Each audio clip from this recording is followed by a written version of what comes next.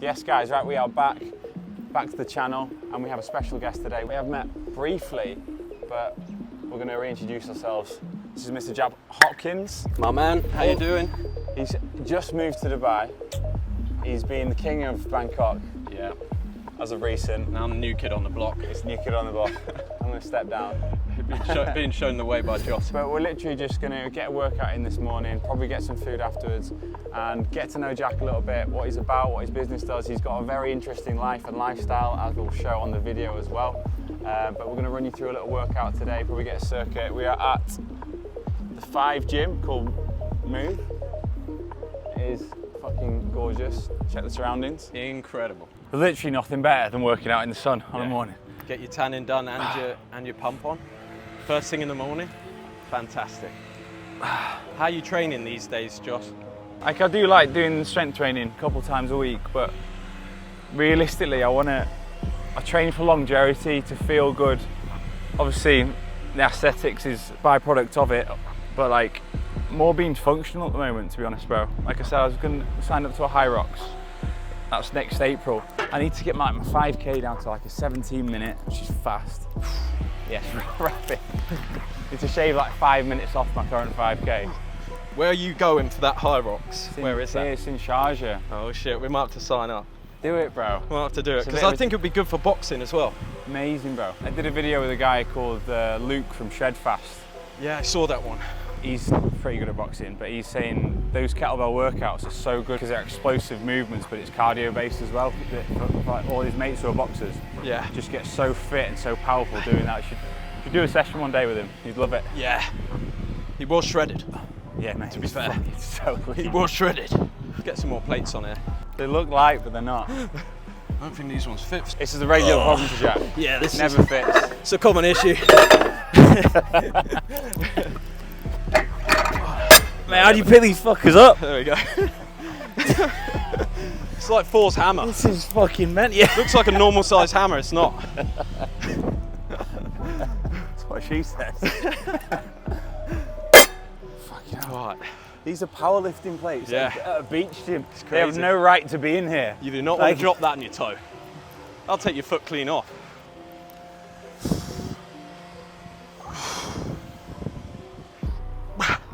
What training have you done majority of your life then, bro? Have you been boxing for a while? I started like fitness training and lifting weights when I was 14. Yeah. And then when I was 18, I had my first fight. Just like a white collar boxing, like you do in the UK. Lost that. And then I had a MMA fight when I was 21, won that. Had a Muay Thai fight in between, won that. And then I had my pro boxing debut November last year. Sick. Lost that, unfortunately. Not So I'm not the best martial artist in the world by any stretch, but I've always loved it. I like the mentality that it brings, and yeah, we're going to try get back in there, get back on a horse 2025 and do another pro fight. We'll see. Maybe some of this misfit stuff, but most of it's been weightlifting. I haven't never stuck with martial arts long enough to get really good. I've always done it in sprints for fights. So now I'm starting to try and build it into my routine a little bit more. I think it's hard to get out of the weightlifting routine because you usually go into that to look good. Yeah. And it's hard for you to sack that totally off, even when you want to do boxing. It could be actually a bit detrimental. You're exactly your right. results. Yeah. Because you get bulky and you can't move, can you? When we've got bigger X here, right? So we look in the mirror and we always feel smaller than we actually look. Yeah, body dysmorphia to the max. Yeah, exactly. And then when you start boxing, you see all your gains going and you're getting skinny. And you're like, oh shit, but then you want to get bigger, then you slow down in boxing and you gas out easier. What type of training do you do to get a physique like this for our guys? Because you've been training for a long time, right? Yeah, about 15 years, 15 years. And when did you start to look like this? I started actually getting some gains when I was like 19, and I was always surrounding myself, actually not the right crowd, but everyone was a lot older than me, so I always wanted to be bigger, quicker. Yeah. But it probably took me from 19 up to like 25. I probably got full development, I think. It was all strength training. But at one point I got too big. It's such a slow process. And when you're that age, I still thought I was the skinny 19-year-old kid. Yeah. But I got to like 105 kilograms at one point. That was huge. It wasn't good.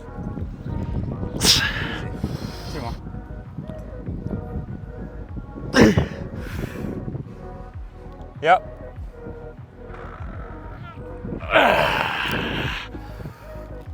Oh, beautiful.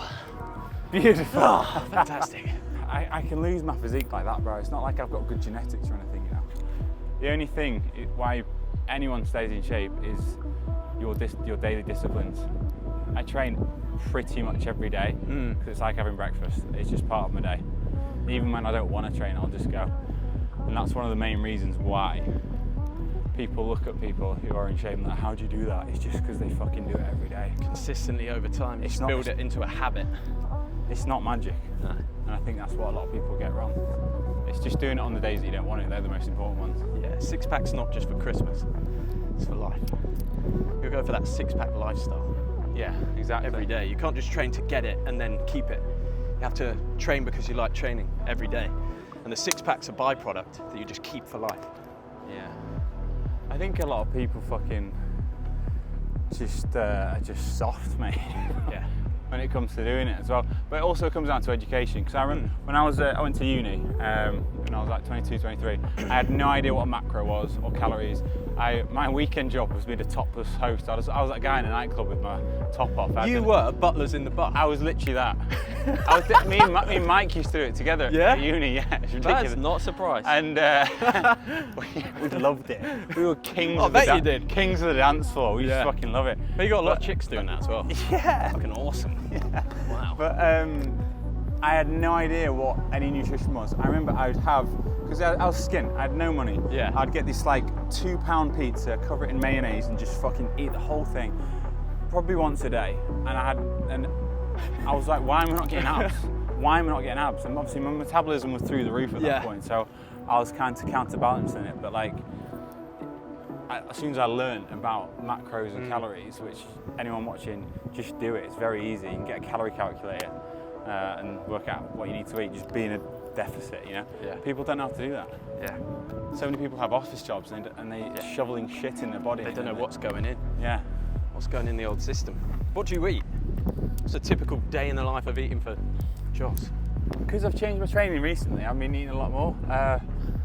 So breakfast, 4 eggs, fruit, and then I'll have like rice, chicken, or rice and mince, and then fruit in the afternoon, and then a big meal in the evening. I'll save the bulk one till the evening so that I don't snack before bed.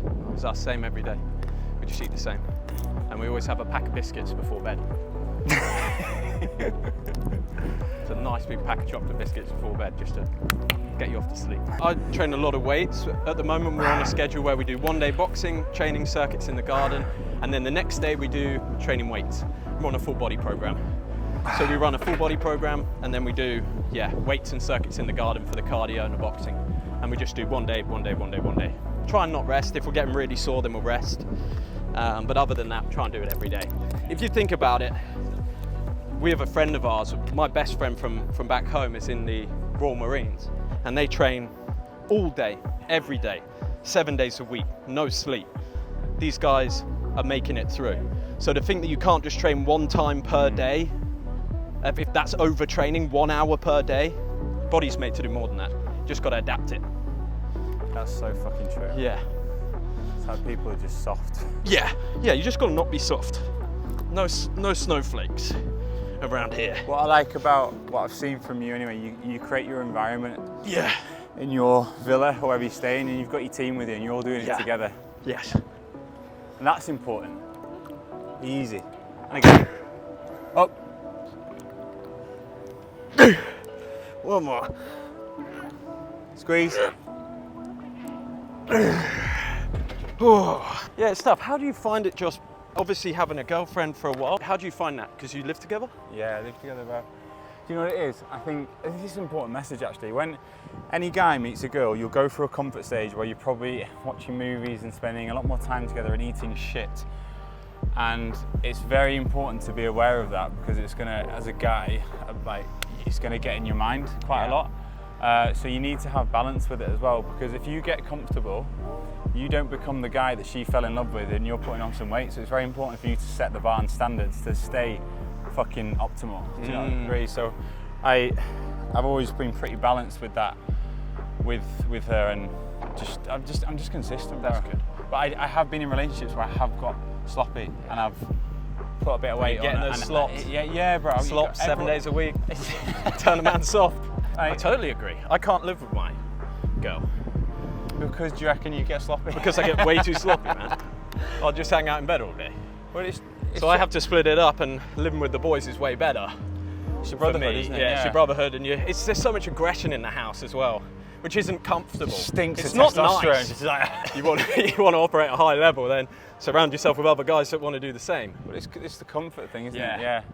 No, I do agree with that. You're a more disciplined man than me, I think, because you can live with yours. And you've remained the man, you've remained in that shape. That's only probably because I'm a bit older and I've had a lot of fuck-ups at the same time. I have slipped massively in relationships, and you know, I've had the ones where, like, I've had relationships where I've had tunnel vision on that person. All your mates say, don't go back to whatever, and like, you kept doing it, and then you lose mates because of that, because you keep doing asking for advice and going against it. It's important for men to go through that and get your fucking heart broken, because trauma creates change and then you learn from it, which is why I can discipline myself from getting sloppy now, basically. Yeah. And you get a few relationships in and it kind of changes anyway. I don't know whether you felt that, but I don't love the same as I used to. I've got a small bit of heart left and that's about it. Just a little bit. Yeah, just a little bit, like one love left in me, I'd say. How many have there been? Just too many. Too many. Oh, soul's just been fucking ripped out now. Souls. Yeah. You're just taking gone. souls. Soul's gone, and now I'm just like, oh, I'm fucking easy. I don't mind. Do you find that? Like it used to be so raw. Love used to be so raw when I was young, and now it's just like I can handle it. Whereas before I couldn't handle it. It would like blow my mind. Yeah, but then obviously the busier and more you grow, the more like your time's so precious, so you won't give a fuck about people who you aren't sure about. So when you meet someone that you think that literally snaps your neck, you're like, shit, she's the fucking one, then you'll go all in on it. I'd basically given up before I'd met Emma. I was halfway through summer and I was like, I just stopped chasing any chicks. I was just doing my thing. Yeah. And then I came across her and then I was like, when you're not looking for it. Yeah, it's that cliche thing. Yeah. In Marbella, in a beach club, where you do not find wifey girls. Trust me. Crazy. I was there all summer. Good man. Marbella's a cool place. Yeah, it's a good place. You need to get over, man. Are we doing legs as well, Joss? I don't think they'll fit in my shorts, but we can do it, yeah. Definitely having an ice bath, though. Yeah, nice ice bath. Do you reckon you're going to miss Bangkok? I'll miss it a lot, yeah. But there's very good things about Dubai as well. I think Bangkok is much better for my pleasure, and Dubai is much better for my work. And I'm go back. Yeah, exactly. I'm going back a week today. What was the original move when you went there? Did you just go there on a whim and then just like, fuck it, I'm staying? Yeah, so my story was, I worked in sales. I dropped out of uni where I was doing film. Film's always been my passion.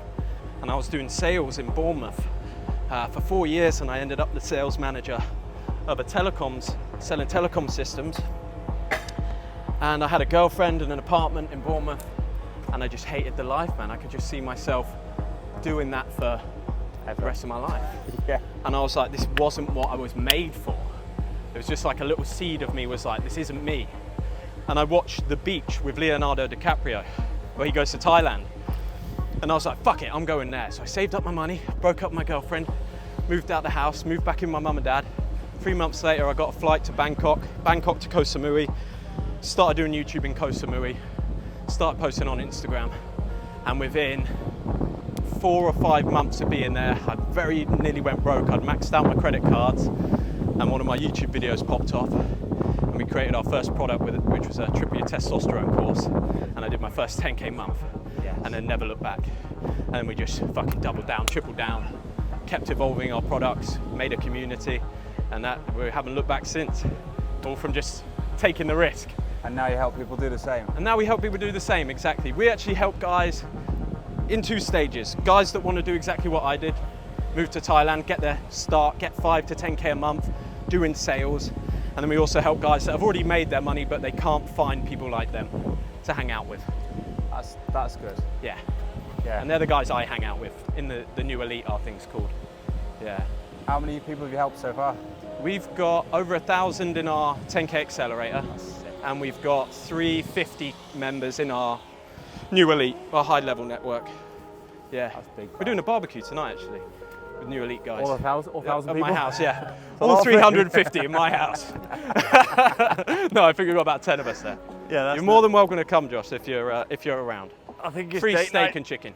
got- That's much better. Go to go to date night. Better than hanging out with 12 dudes.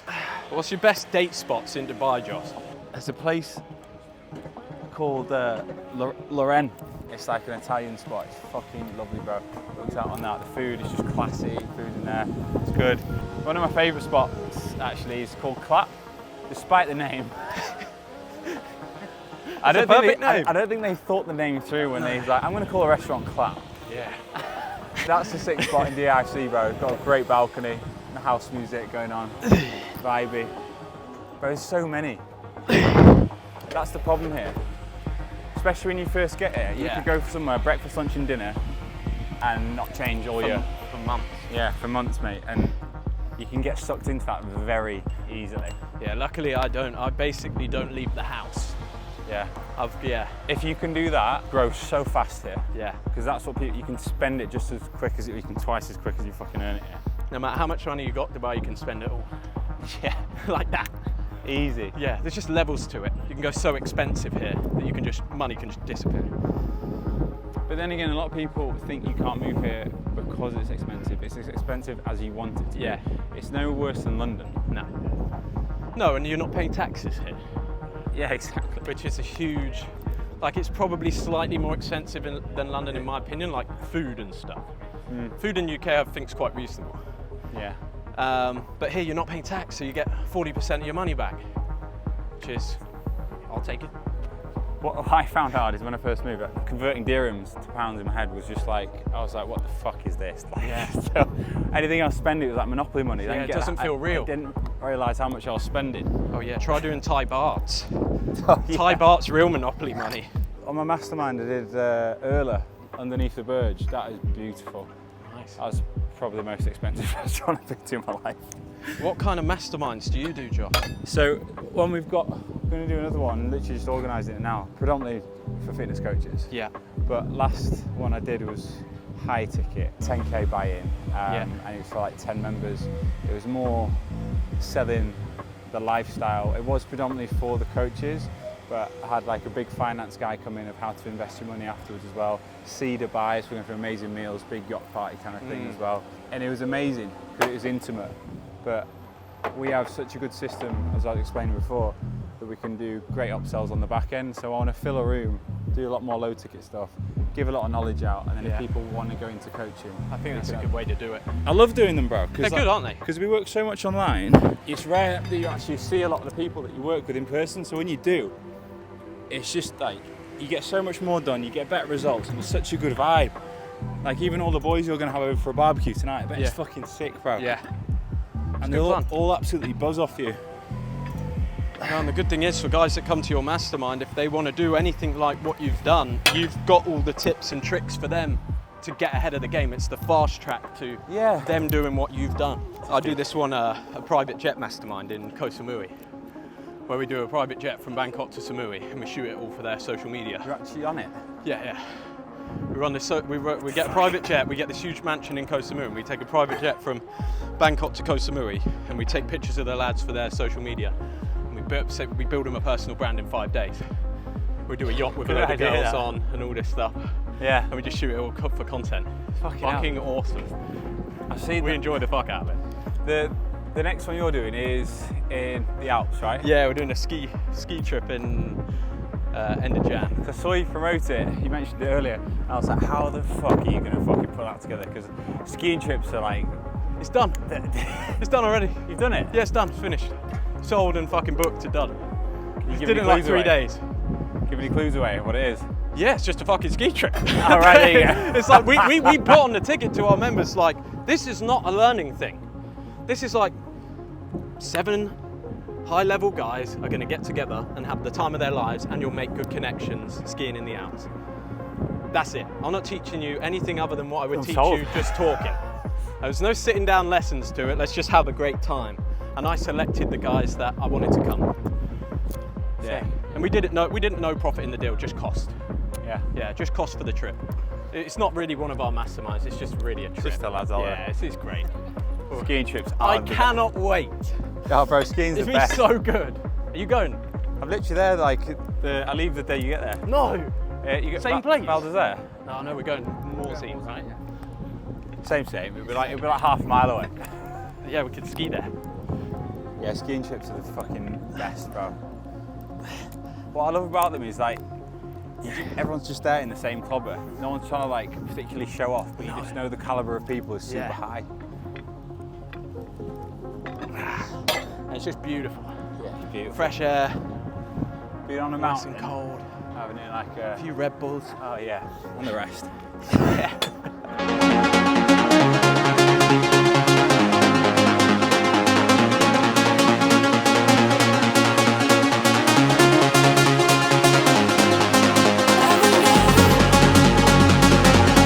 Right guys, just crushed a little workout. It was good fun, man. Thank you. Good. Now we're going to test who's a bigger man in the ice bath. Alright, let's do this.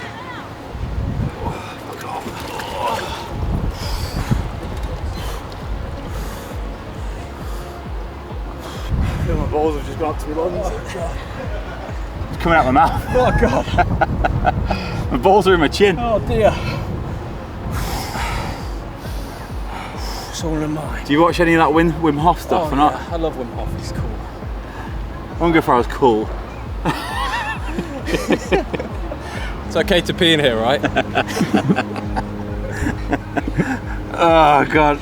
Gotta stay warm somehow.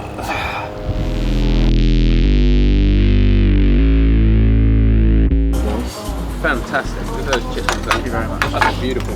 Buon appetito. Cheers, bro. And at that moment, he knew. What's challenging for you now is your dating routine schedule. Like you can't do it. Yeah. You can't test them. I'm upset. Yeah. I'm very upset, to be honest. It's lovely. It's almost speaking to me.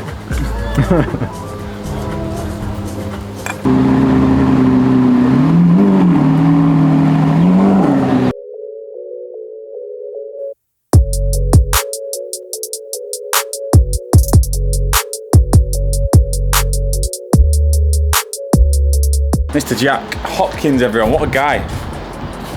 Jesus, it's bright out here.